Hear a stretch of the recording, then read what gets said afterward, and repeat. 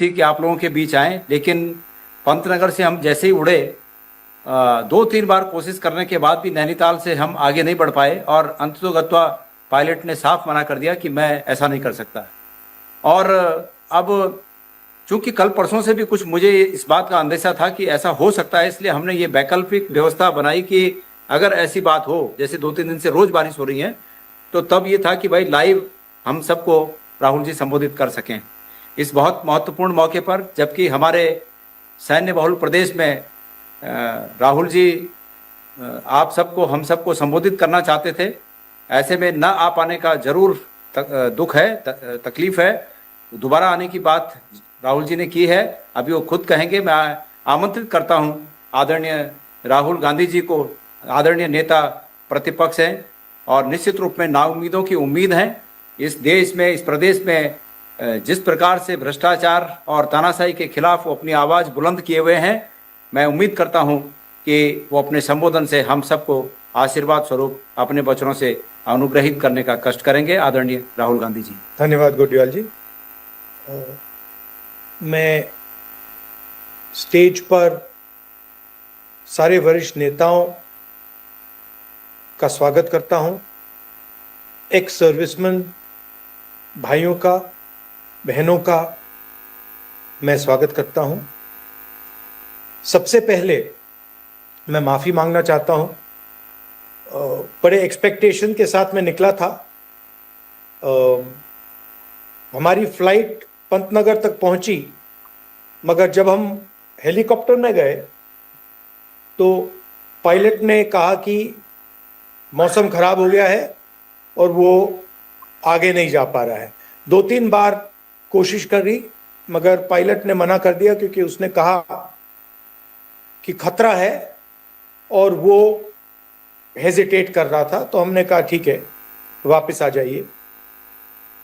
मगर अच्छा हुआ कि आपने ये स्क्रीन लगा रखी है, तो मैं 21वीं सदी की वीडियो कॉल से आपको संबोधित कर पा रहा हूं। वो स्टेज दिखा दीजिए मुझे, वो स्टेज जो स्क्रीन थी ना, वो दिखा दीजिए। यहाँ पर ठीक है। तो जो उत्तराखंड स्टेट, मुझे जनता देखने दीजिए ना, मेरा क्यों चेहरा दिखा। तो जो लेट मी सी द, तो जो उत्तराखंड है वो हमारी जो फोर्सेस हैं, हाँ धन्यवाद, ये अब मजा आया। पहले आप दिख नहीं रहे थे मुझे, तो मैं अपने ही चेहरे से बात कर रहा था। उत्तराखंड की जो हिस्ट्री है, फोर्सेस में आपने अपने लोग भेजे हैं, हिस्टोरिकली भेजे हैं, और जब भी हिंदुस्तान को जरूरत हुई, किसी भी युद्ध में, किसी भी बॉर्डर में, रेगिस्तान में, पहाड़ों पर, आपने इस देश की रक्षा की है। क्यों? क्योंकि आप सबके अंदर, आपके डीएनए में, let me see the people यार, आपके डीएनए में एक आग है, देशभक्ति की आग, और वो शायद उत्तराखंड के हर युवा में, हर बुजुर्ग में, हर व्यक्ति के अंदर है। भाइयों और बहनों, जब कोई भी फोर्सेस में जाता है, चाहे वो सेना हो, एयरफोर्स हो, नेवी हो, वो देशभक्ति के बल पर, सैक्रिफाइस के बल पर जाता है। और उसके बीच में और हिंदुस्तान की सरकार के बीच में,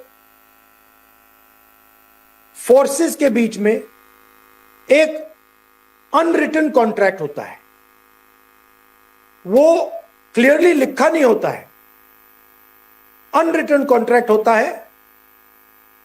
जवान कहता है कि मैं अपने देश के लिए अपना खून और अपनी जान देने को तैयार हूं। मैं अपने कॉन्स्टिट्यूशन को बचाने के लिए, मैं अपने बॉर्डर्स की रक्षा करने के लिए, मैं अपने देश के भविष्य के लिए अपना खून, अपना भविष्य समर्पित करता हूं। दूसरी तरफ सरकार कहती है कि अगर आप अपना खून देश को दोगे, अगर आप अपना भविष्य देश को दोगे, तो हम आपकी पूरी रक्षा करेंगे, आपके फ्यूचर को सिक्योर करेंगे, और अगर आपको चोट लगी या आप शहीद हुए तो हमारी जिम्मेदारी बनती है कि हम आपके परिवार को, आपके बच्चों को, आपके माता पिता को हिंदुस्तान की सरकार का प्रोटेक्शन दें। यह अनरिटन कॉन्ट्रैक्ट होता है। भाइयों और बहनों, बीजेपी ने अग्निवीर लागू करके इस अनरिटन कॉन्ट्रैक्ट को तोड़ा है। जो पवित्र कॉन्ट्रैक्ट होता है एक सैनिक और उसकी सरकार के बीच में, कि अगर आप शहीद होगे, हम आपकी पूरी रक्षा करेंगे, आपकी फैमिली की रक्षा करेंगे, आपकी फैमिली के फ्यूचर को सिक्योर करेंगे, यह कॉन्ट्रैक्ट अग्निवीर तोड़ता है। अग्निवीर क्या कहता है? अग्निवीर कहता है कि आप देश को 4 साल दीजिए, अगर आप शहीद होंगे तो देश आपको प्रोटेक्शन नहीं देगा, देश आपके परिवार को प्रोटेक्शन नहीं देगा। और ये जो फोर्सेस की जो फाउंडेशन है, फाउंडेशन फोर्सेस की जो नींव है, इसके खिलाफ हमने साफ कहा है कि हम अग्निवीर योजना के खिलाफ हैं। हिंदुस्तान में करोड़ों युवा सेना में जाते हैं, जाना चाहते हैं, सुबह 4 बजे उठकर दौड़ते हैं, फिजिकल ट्रेनिंग करते हैं और देश की रक्षा करने का सपना देखते हैं। हम चाहते हैं कि उनकी प्रोटेक्शन हो, उनके परिवारों की प्रोटेक्शन हो और उनका फ्यूचर सिक्योर हो। इसीलिए हमने साफ कहा है कि हम अग्निवीर योजना को कैंसिल कर देंगे। दूसरी बात, अग्निवीर क्यों आया? अग्निवीर का कारण अदानी है। नरेंद्र मोदी जी चाहते हैं कि हिंदुस्तान के फोर्सेस का बजट, हिंदुस्तान का जो डिफेंस बजट है, वो हमारी सेना की जवानों के फ्यूचर के लिए, प्रोटेक्शन के लिए ना जाए और वो सारा का सारा अदानी जैसे बड़े बड़े अरबपतियों के जेब में जाए। आप देखिए, पहले पब्लिक सेक्टर हुआ करता था, HAL, BHEL, NAL, इन सब को एक एक करके बीजेपी ने खत्म किया है, कमजोर किया है और सारे के सारे डिफेंस के कॉन्ट्रैक्ट्स अदानी जी और उनके जैसे 2-3 अरबपतियों को दिए हैं। अग्निवीर का यह भी कारण है कि वो चाहते हैं कि बजट का सबसे बड़ा हिस्सा उनके मित्र अदानी जी और देश के सबसे बड़े अरबपतियों को जाए। कुछ ही दिन पहले पार्लियामेंट हाउस में आपका डेलीगेशन आया और उन्होंने मुझे बताया कि आपकी जो डिसेबिलिटी पेंशन होती थी, जो आपको 1922 से एग्जेम्पशन थी, उसको इन्होंने रिवर्स किया। तो मैं आपसे पूछना चाहता हूं, नरेंद्र मोदी रोज कहते हैं कि वो देशभक्त हैं, दिवाली में जाकर वो जवानों के साथ दिवाली मनाते हैं, मगर जब आपकी जरूरत होती है तो फिर वो आपको अग्निवीर देते हैं, 1 रैंक 1 पेंशन नहीं देते हैं, डिसेबिलिटी पेंशन छीनते हैं।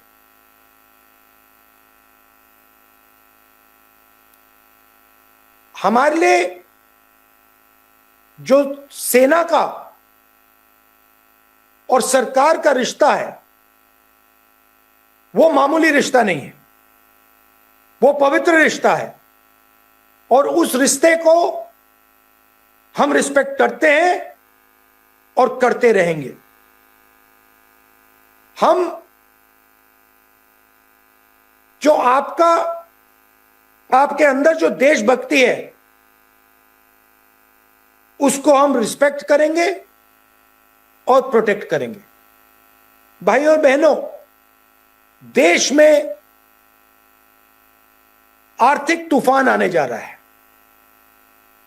कुछ दिन पहले आपने देखा होगा कि नरेंद्र मोदी जी ने अमेरिका के साथ यूएस डील साइन की। वो इट्स गॉन, वो चला गया अभी। कुछ दिन पहले आपने देखा होगा कि नरेंद्र मोदी जी ने अमेरिका के साथ यूएस डील साइन की। 4 चीजें नरेंद्र मोदी जी ने डोनाल्ड ट्रंप को दी। सबसे पहले और जरूरी चीज, नरेंद्र मोदी जी ने हमारी जो एनर्जी सिक्योरिटी है वो डोनाल्ड ट्रंप को पकड़ा दी। यूएस डील से पहले अगर हिंदुस्तान की सरकार किसी भी देश से तेल खरीदना चाहती थी, गैस खरीदना चाहती थी, केरोसिन खरीदना चाहती थी, हम कर सकते थे। नरेंद्र मोदी जी ने डोनाल्ड ट्रंप को खुश करने के लिए हमारी एनर्जी सिक्योरिटी हिंदुस्तान से छीन ली। आज भाइयों और बहनों, हिंदुस्तान उन्हीं देशों से तेल खरीद सकता है जो अमेरिका कहता है। अगर अमेरिका कहता है कि हम ईरान से ना खरीदें, रूस से ना खरीदें, तो हिंदुस्तान तेल नहीं खरीद सकता। दूसरी बड़ी चोट, एग्रीकल्चर सेक्टर। मैंने आपसे कहा कि जो रिश्ता फोर्सेस का देश के साथ है वो पवित्र है, मगर मैं आपसे यह भी कहूंगा, जय जवान के साथ जय किसान भी कहा जाता है। तो जैसे जवान का रिश्ता पवित्र है, वैसे ही किसान का रिश्ता भी पवित्र है। और नरेंद्र मोदी ने हमारे एग्रीकल्चरल सिस्टम को, हमारे कृषि के सिस्टम को, हमारे फूड सिक्योरिटी के सिस्टम को कमजोर किया। कैसे किया? पहली बार हिंदुस्तान की हिस्ट्री में कृषि का सेक्टर नरेंद्र मोदी जी ने अमेरिका के किसानों के लिए खोला। अमेरिका के किसान कपास, सोया, फल, अखरोट, बादाम, कॉर्न सब इंडिया में बेच पाएंगे। आप शायद पूछोगे तो क्या बड़ी बात है? बड़ी बात यह है कि हिंदुस्तान के जो किसान हैं, हिंदुस्तान के जो खेत हैं, छोटे साइज के खेत होते हैं। आप जानते हो 3, 4, 5 एकड़ के खेत होते हैं। अमेरिका के खेत जो हैं हजारों एकड़ के खेत होते हैं। दूसरी तरफ हिंदुस्तान के किसानों के पास मैकेनाइजेशन नहीं है, हाई टेक्नोलॉजी नहीं है। अमेरिका के किसानों के पास मैकेनाइजेशन, 100% मैकेनाइजेशन और हाई टेक्नोलॉजी है। अब अगर हम अमेरिका के किसानों को हिंदुस्तान में अपना माल बेचने देंगे तो हिंदुस्तान का किसान बर्बाद हो जाए। तीसरी चीज नरेंद्र मोदी ने डोनाल्ड ट्रंप को दी, हिंदुस्तान का पूरा data, medical data, commercial data, जो भी डेटा अमेरिका चाहता है, नरेंद्र मोदी जी ने अमेरिका को दे दिया। आप हैरान हो जाओगे कि हिंदुस्तान का डेटा अमेरिका कहीं भी रख सकता है। अगर वो हिंदुस्तान का डेटा हिंदुस्तान के बाहर जाके स्टोर करना चाहता है, वो हिंदुस्तान के बाहर उसको स्टोर कर सकता है। तो ये तीसरी चीज नरेंद्र मोदी ने डोनाल्ड ट्रंप को दी। भाई और बहनों, सबसे बड़ी चीज, हिंदुस्तान के पास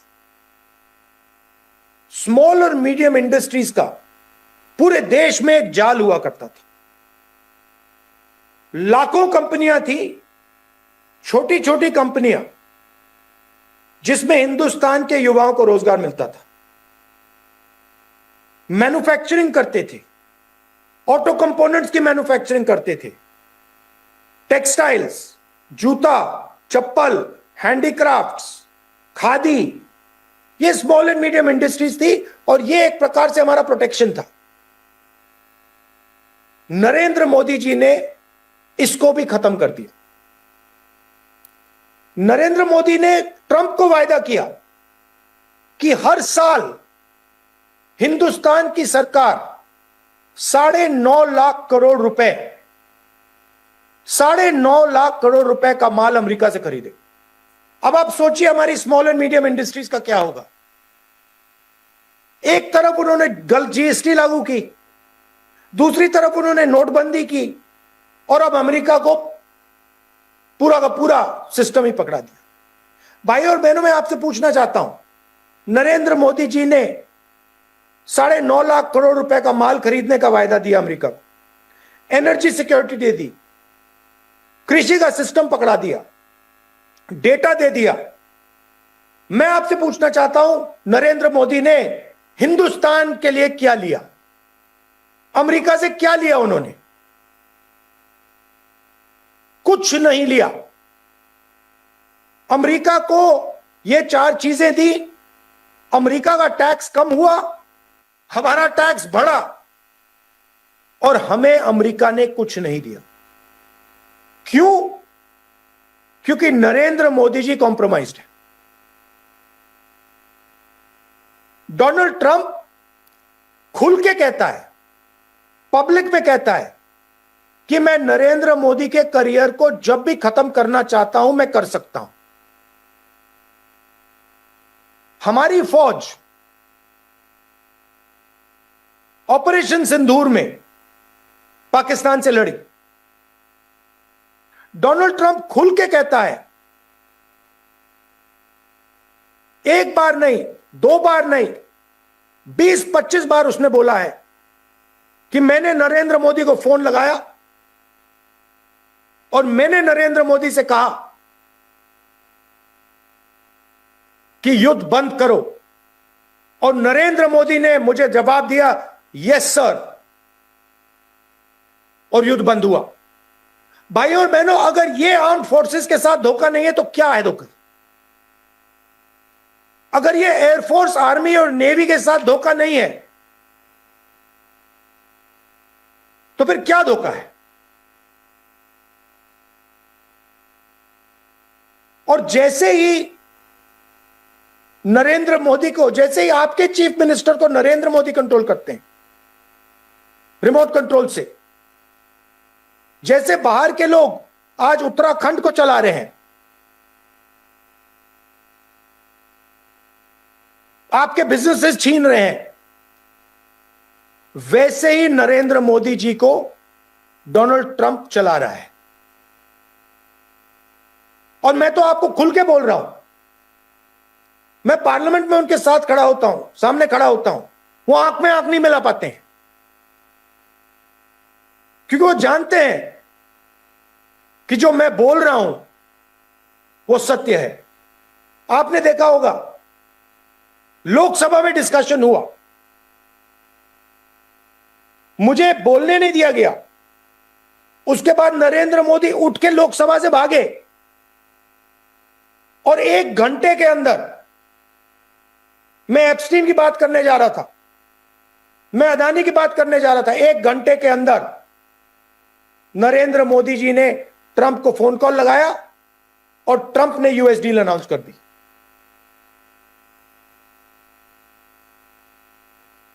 उत्तराखंड बड़ा डायनामिक स्टेट है।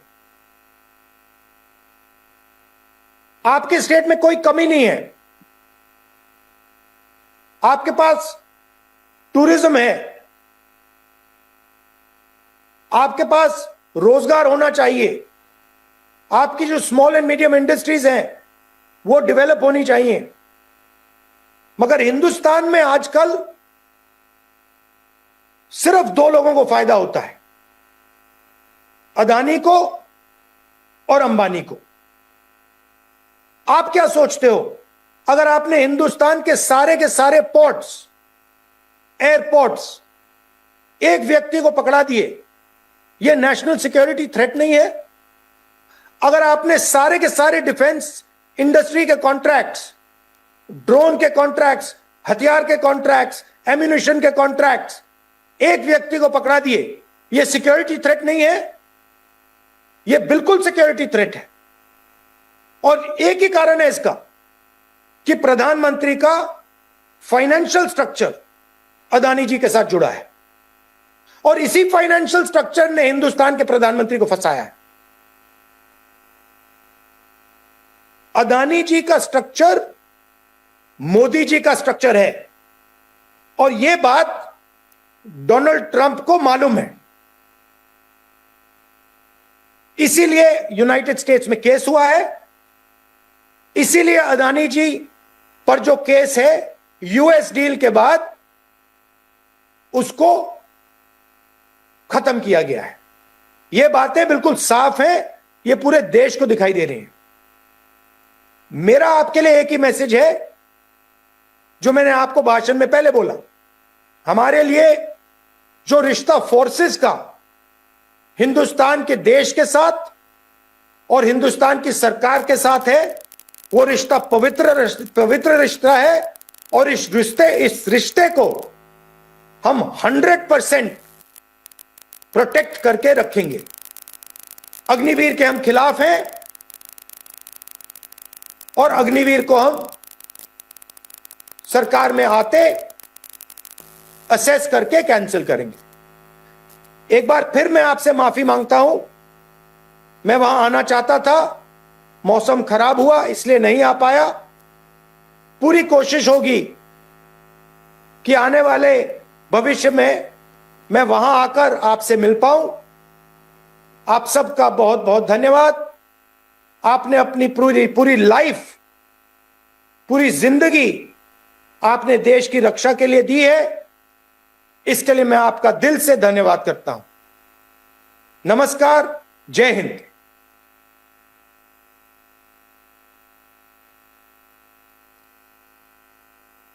ठीक है, अब